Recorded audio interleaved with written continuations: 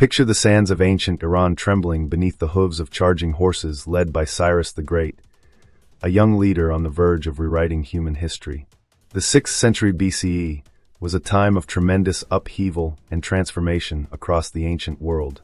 From the Mediterranean to the Indus Valley, empires rose and fell through brutal conquest, creating a landscape dominated by tyranny and oppression. In this era of ruthless expansion and cultural destruction, one ruler would emerge to challenge every established notion of empire building. Born around 600 BCE into the Achaemenid dynasty, Cyrus would grow to become not just another conqueror, but a revolutionary figure who would forever change how empires were governed. The ancient Near East of this period was a complex tapestry of competing powers. The Babylonians dominated Mesopotamia, the Lydians controlled much of Asia Minor, and the Medes held sway over the Iranian plateau. Each empire ruled through fear and submission, forcing their conquered peoples to abandon their customs and bow to their conquerors' ways. Yet amidst this harsh political climate, young Cyrus began developing a radically different vision. While other rulers sought to crush and assimilate conquered peoples, he would pioneer a new approach, creating history's first truly multicultural empire. His revolutionary concept was simple yet profound. An empire could be stronger by embracing diversity rather than destroying it. This was more than just idealistic thinking. It was a pragmatic approach to empire building that would prove remarkably successful. Under Cyrus's leadership, the Persian Empire would grow to become the largest the world had yet seen, stretching from the Mediterranean to Central Asia. Yet unlike previous empires built on subjugation, Cyrus's realm would be founded on principles of religious tolerance, cultural respect, and local autonomy. The stage was set for one of history's most remarkable stories, how a young prince from Persia would rise to create not just an empire of unprecedented size, but an entirely new model of multicultural governance that would influence civilizations for millennia to come. This is the story of Cyrus the Great, the king who proved that true power lies not in domination, but in understanding and respect. If you're ready to embark on this fascinating journey through ancient history, don't forget to like this video and subscribe to Legacy of Empires to ensure you don't miss any of our adventures into the past. Standing majestically in what is now southern Iran, Pasargadae rises from the plains as a testament to architectural innovation and cultural fusion. Built as Cyrus's capital around 550 BCE, this UNESCO World Heritage Site remains one of humanity's most remarkable architectural achievements. The sprawling complex spans over 160 hectares of carefully planned gardens, palaces, and ceremonial structures. The sand-colored limestone palaces of Pasargadae tell a story unlike any other ancient capital. Here, for the first time in history, we see a deliberate blending of architectural styles from across the known world.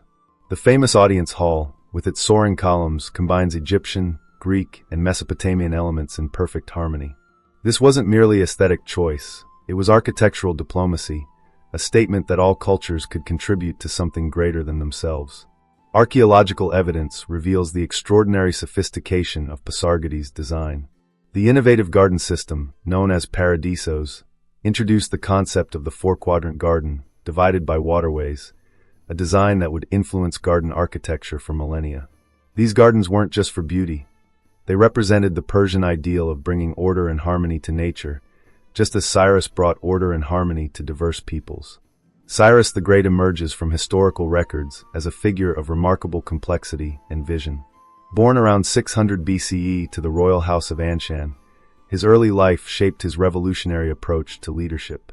Ancient sources, including Herodotus and Xenophon, paint a picture of a prince educated not just in warfare and statecraft, but in understanding the diverse cultures that surrounded his homeland. His unique upbringing provided him with unprecedented cultural exposure. Through his father Cambyses' I's Persian heritage and his mother Mandane's Median ancestry, Cyrus embodied the union of two distinct cultures from birth. This dual heritage would later influence his innovative approach to empire building, as he understood firsthand the value of cultural synthesis. What set Cyrus apart from other ancient rulers was his carefully selected inner circle. Unlike conventional monarchs who surrounded themselves exclusively with their own ethnic group, Cyrus deliberately chose advisors and generals from various backgrounds. His chief strategist Harpagus, though Median, became one of his most trusted commanders. The Babylonian priests were retained as advisors after their city's conquest, while Egyptian architects were given prominent positions in planning his new capital. This multicultural advisory system was revolutionary for its time. His military commanders included Lydians who had previously fought against him, Babylonian scholars who managed administrative duties, and Persian nobles who maintained traditional ceremonial roles.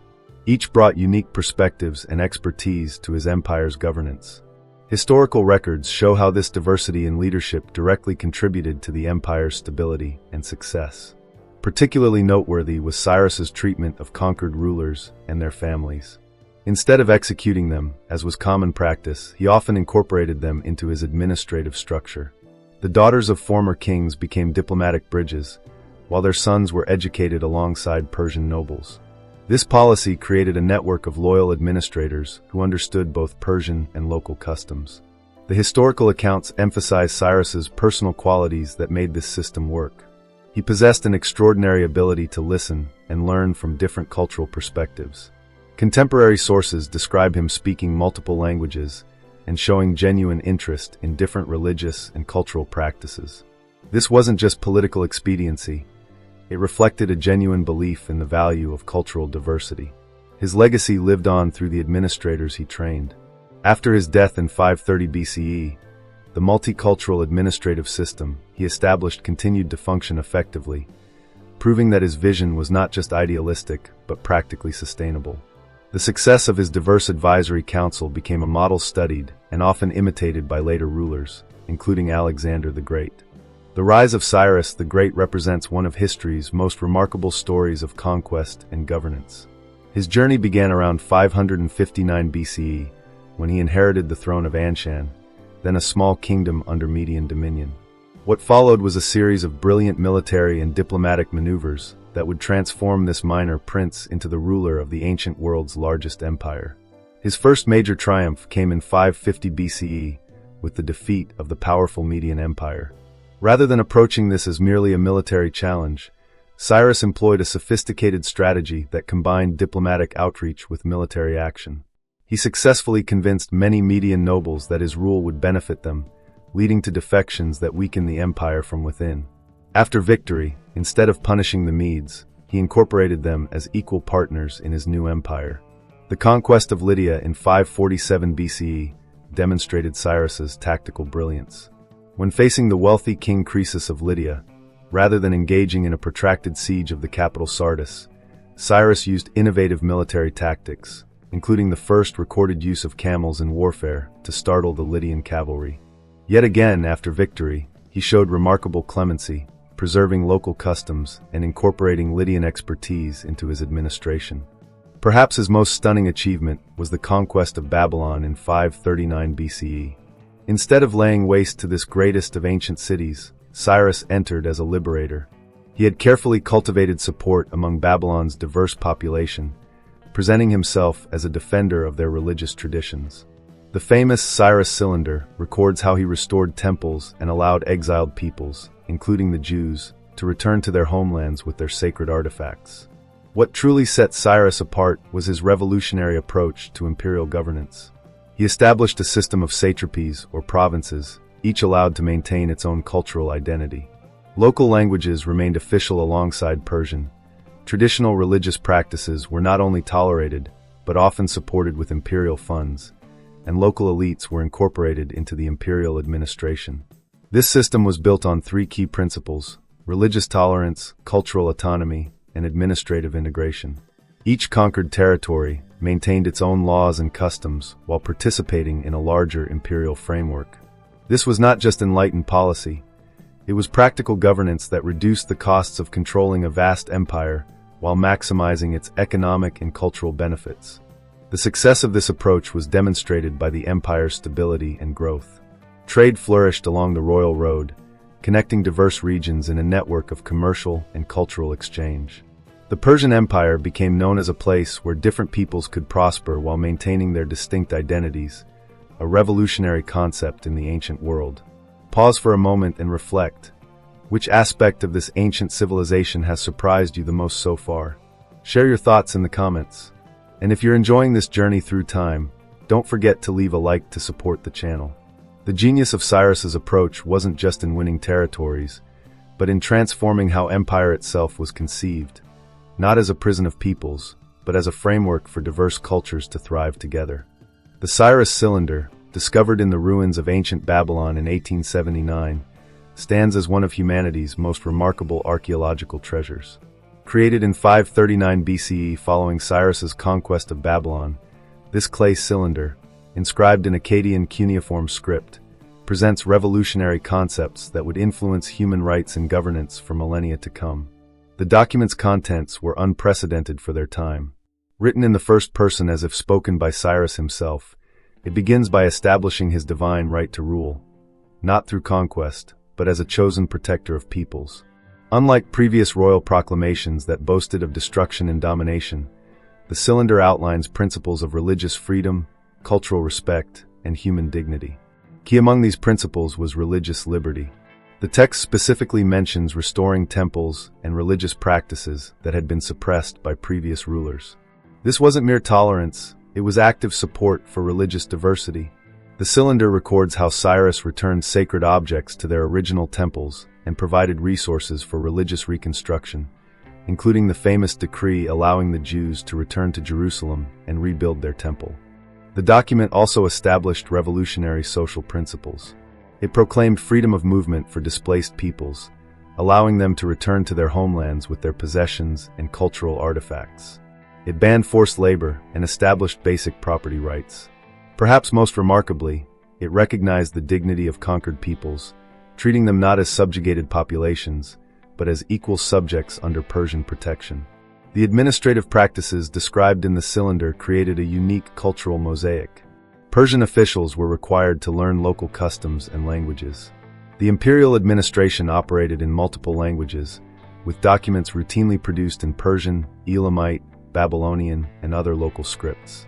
This multilingual, multicultural approach to governance was formalized through an extensive bureaucracy that preserved local traditions while integrating them into the larger imperial structure. Religious and cultural ceremonies under Cyrus's rule reflected this synthetic approach. The famous New Year's festival in Babylon continued under Persian rule, but now incorporated elements from other traditions. Persian royal ceremonies began including rituals from various cultures, creating new hybrid forms of court ceremony that acknowledged multiple religious and cultural traditions. The impact of these policies extended far beyond their time. The cylinder's principles influenced later documents and concepts of human rights, including the United Nations Universal Declaration of Human Rights. Its emphasis on religious freedom and cultural respect established precedents that would be referenced by leaders and philosophers for generations to come. Archaeological evidence supports the cylinder's claims. Throughout the Persian Empire, we find temples of different faiths being maintained, multiple languages being used in official documents, and artistic styles blending various cultural traditions. This material evidence confirms that the principles expressed in the cylinder were not mere propaganda, but implemented policies. The story of Cyrus's rise to power unfolds like an epic tale of transformation, where each conquest presented a unique challenge to the established order of the ancient world. As a young leader barely in his 30s, Cyrus faced a fundamental question that would define his legacy. How could one ruler unite such vastly different peoples under a single banner? His approach was revolutionary for its time. While his contemporaries relied solely on brute force and subjugation, Cyrus understood that lasting power required more sophisticated tools. In his first major conquest of Media, he demonstrated this revolutionary approach. Instead of dismantling Median culture and institutions, he embraced them, even adopting some of their court ceremonies and governmental structures. This decision sent shockwaves through the ancient world. Here was a conqueror who didn't seek to destroy, but to integrate. The tension in Cyrus's story builds with each successive conquest. When he faced the wealthy kingdom of Lydia, many expected him to plunder its legendary riches. Instead, he preserved its banking systems and economic institutions, incorporating them into his growing empire. This pattern of preservation and integration created a narrative that defied all contemporary expectations of how a conqueror should behave. Perhaps the most dramatic moment came with the conquest of Babylon. The city's inhabitants, expecting destruction and enslavement, were astounded when Cyrus entered the city peacefully, paid homage to their gods, and declared religious freedom for all. This wasn't just political strategy, It was a complete reimagining of what empire could mean. The narrative tension reaches its peak as Cyrus faces the ultimate challenge, managing an empire of unprecedented diversity. How could Persians, Medes, Lydians, Babylonians, Jews, and countless other peoples coexist under one ruler? His solution was to create a system where diversity itself became a source of strength.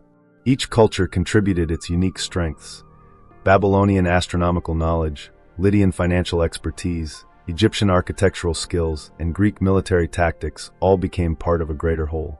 But this approach wasn't without its skeptics. Traditional Persian nobles often questioned the wisdom of such inclusive policies. Some warned that treating conquered peoples as equals would weaken the empire.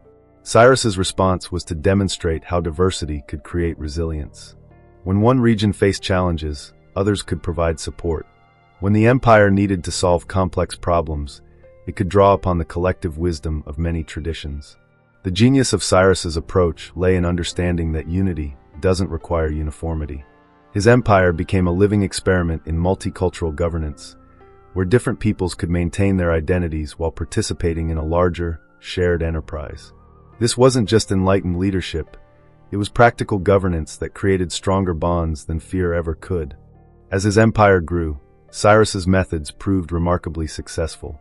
Trade flourished as different peoples found they could move freely and conduct business across vast distances. Cultural exchange led to innovations in architecture, agriculture, and administration. The Persian Empire became known as a place where talent and ability mattered more than ethnic origin. In the end, Cyrus's greatest achievement wasn't just in conquering territories, but in transforming how empire itself was conceived. He proved that respect for diversity wasn't a weakness, but a profound source of strength. His legacy would influence leaders for generations to come, showing that the greatest empires are built not through fear and subjugation, but through understanding, respect, and the recognition that our differences can make us stronger together. The influence of Cyrus the Great extends far beyond his own time, creating ripples through history that continue to shape our understanding of leadership and governance. His revolutionary approach to empire building established precedents that would be studied and emulated by rulers for millennia to come. Alexander the Great, perhaps the most famous admirer of Cyrus, deliberately modeled many of his policies on Persian examples. When Alexander reached Pasargadae in 330 BCE, he made a symbolic pilgrimage to Cyrus's tomb, demonstrating his deep respect for the Persian ruler's legacy. Alexander adopted several key elements of Cyrus's administrative system, including the practice of incorporating local elites into his government and respecting local religious traditions. The Roman Empire, though often portrayed as a rival to Persian power, borrowed heavily from Cyrus's methods of provincial administration. The Roman system of allowing conquered peoples to maintain their local customs while participating in a broader imperial framework clearly echoed Persian practices. Even the Roman concept of citizenship, which could be extended to people of different ethnic backgrounds, showed the influence of Persian inclusive governance. In the medieval period, Muslim caliphs studied the Persian model of multicultural administration. The Abbasid Caliphate, centered in Baghdad, consciously adopted many Persian administrative practices, including the maintenance of a multilingual bureaucracy and the protection of religious minorities. The Islamic Golden Age, with its remarkable synthesis of different cultural and intellectual traditions, owed much to this Persian heritage. The influence of Cyrus's ideas can be traced through the Enlightenment period, where philosophers and political theorists rediscovered the Cyrus cylinder and its proclamation of religious tolerance and human rights. Voltaire, in his essay on universal history, praised Cyrus as an exemplar of enlightened rulership, while Thomas Jefferson owned multiple books about Cyrus and his governance style. In modern diplomacy and international relations, Cyrus's legacy continues to resonate. The United Nations maintains a replica of the Cyrus cylinder, recognizing it as an ancient precursor to modern human rights declarations. His principles of cultural respect and religious tolerance have become foundational concepts in international law and diplomatic practice. The administrative innovations introduced by Cyrus have left lasting marks on governmental systems worldwide. His model of decentralized administration, with local autonomy balanced against central authority, influences modern federal systems. The practice of maintaining multilingual administration and respecting local customs remains relevant in today's multicultural states. In the business world, Cyrus's approach to managing diversity has found new relevance.